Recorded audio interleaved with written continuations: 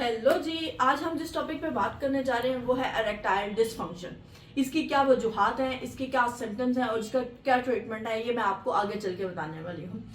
ये जो टॉपिक है ये बहुत ज़्यादा सेंसिटिव टॉपिक है और इसके ऊपर बात करना और इसके इलाज के लिए किसी भी अच्छे स्पेशलिस्ट से रब्ता करना बहुत ज़्यादा ज़रूरी होता है।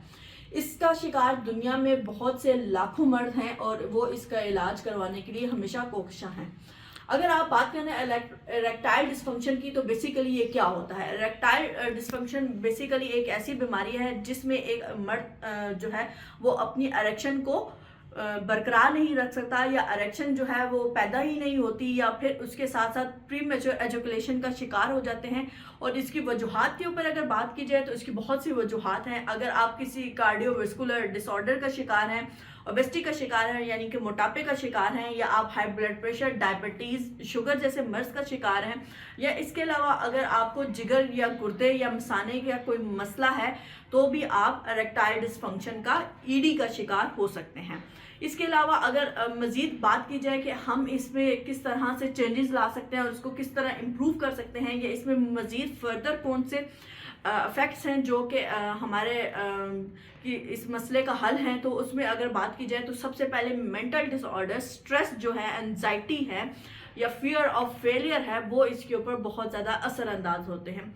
अगर आप जो है आप ये सोचते हैं कि अगर मैं अपने पार्टनर के पास जाता हूँ और मैं उसको सेटिस्फाइड नहीं कर सकता या मेरी इरेक्शन जो है वो लॉन्ग लास्टिंग नहीं है या मैं एक जो सेटिस्फैक्ट्री जो एक प्लेयर टाइम है उसको फुलफिल नहीं कर सकता, तो ऐसे में भी आप इरेक्टाइल डिसफंक्शन का शिकार हो सकते हैं, जिसको हम ये भी बोल सकते हैं या प्री मैच्योर एजुकेशन जो किबलस वक्त डिस्चार्ज है उसका शिकार हो सकते हैं। और अगर आप इसको इम्प्रूव करना चाहते हैं तो you must have to improve your exercise, you have to stay healthy, you have to stay active, और इसके साथ साथ आपको अपनी जो डाइट है उसको भी इम्प्रूव करना होगा।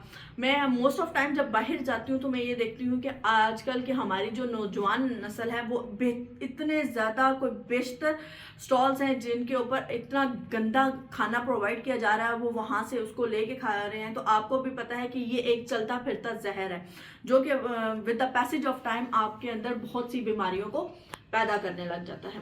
और अगर इसकी ट्रीटमेंट की बात की जाए तो आपको चाहिए कि आप इसके लिए किसी अच्छे एंड्रोलॉजिस्ट से या किसी अच्छे सेक्सोलॉजिस्ट से रब्ता करें और आप इसका प्रॉपर ट्रीटमेंट करवाएं।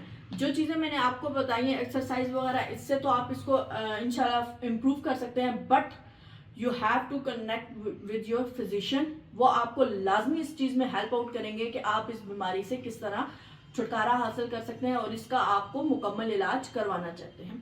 अगर आप इरेक्टाइल डिसफंक्शन का शिकार हैं, don't hesitate to reach me out on my clinic.